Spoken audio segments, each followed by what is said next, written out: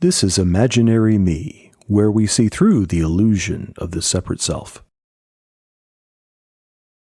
Welcome back. It's Imaginary Me, and I've got something on my mind. The mind itself. I thought it would be fun to kind of explore the nature of the mind. The mind is something we take for granted as a thing that exists independently out there somewhere. Is that the case?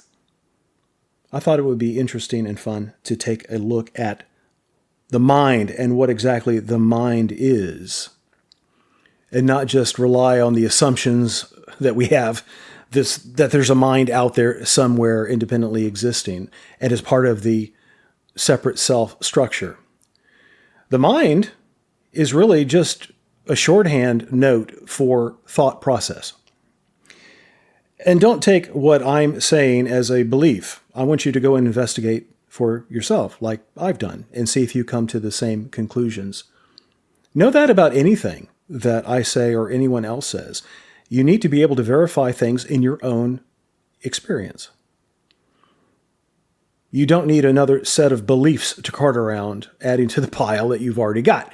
No, you need to get rid of beliefs and go be like a scientist and investigate things for yourself. So please do that along with me. Just don't listen to the words, but actually take a look in your own experience.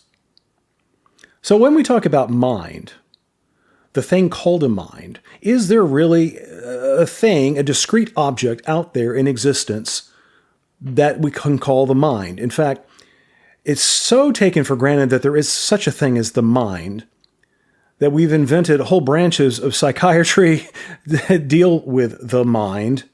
And we talk about the mind so loosely and assuming everyone knows what we're talking about when we say the mind. I live the life of the mind.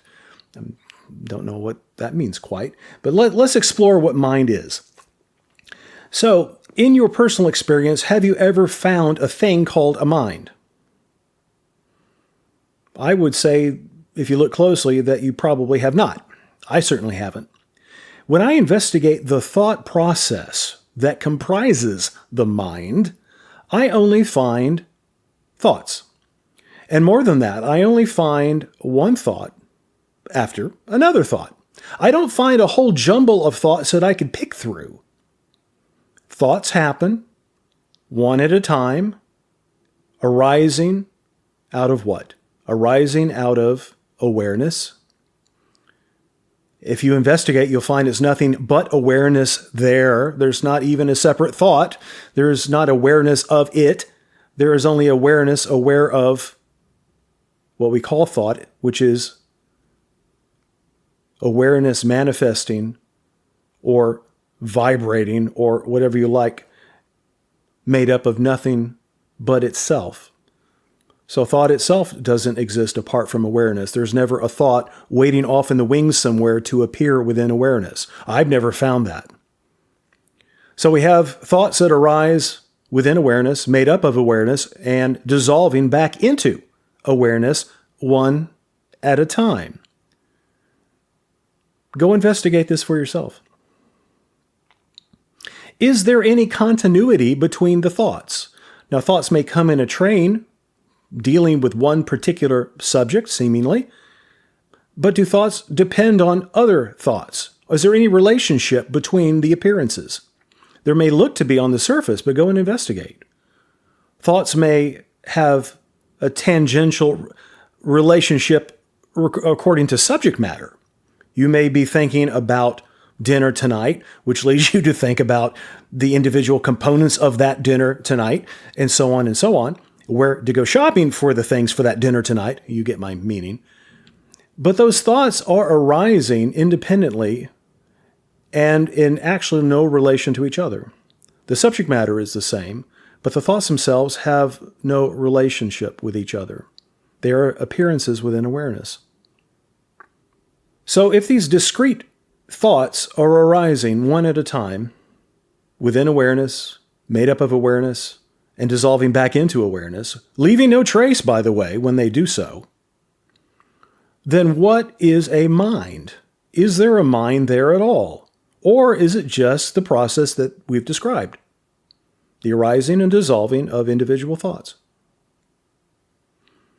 I would say it's that. But you should, of course, go and investigate for yourself. Don't take anything that I say or anyone else says as beliefs. You don't need another stick in your pile of belief bundle. Don't do that. Go and investigate. Be like a scientist and see what's going on. You are effortless being. You are pristine, untouched awareness. All of these things arise in you, and you have the ability to discover the truth, not only of your true nature, which is self-realization, but the truth of all of the assumptions that we have garnered throughout our entire lives. So embrace your birthright, so to speak, and investigate these things for yourself.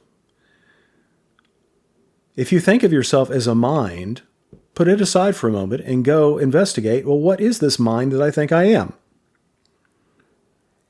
And if there is no discrete structure there that you can point to that, this is the mind, and look, it's made up of all this stuff. If that doesn't exist and it's only thoughts arising effortlessly, automatically, by the way, is there a person behind the scenes thinking?